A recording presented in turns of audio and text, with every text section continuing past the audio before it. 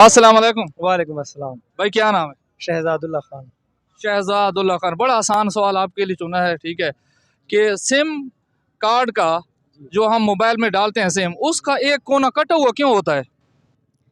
एक कोना कटा ये असल में जो है ना टच मोबाइल है ना, अच्छा उनमें फिटिंग इसी तरह आती है ना, इसलिए एक कोना कटा हुआ होता है। अच्छा, आपका जवाब क्या है? यानी कि वो उसका अगर काटे ना तो फिर वो सिम सही नहीं आएगी ना बीच में।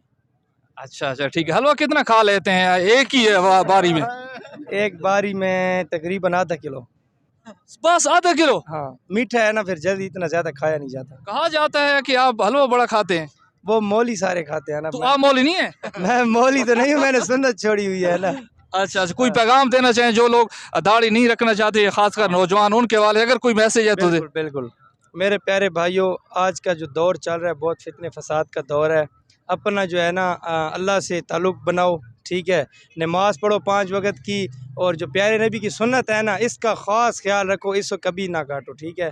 क्योंकि क़यामत के दिन आपने मरना है। जब आप प्यारे नबी से मुखातिब होगे ना, तो इस दिन आपको पता चलेगा आपने एक लड़की की खातिर दाढ़ी को काटा है और प्यारे नबी की खातिर दाढ़ी को नहीं रखा। हाँ, ठीक है, बड़ा बहुत अच्छा मैसेज।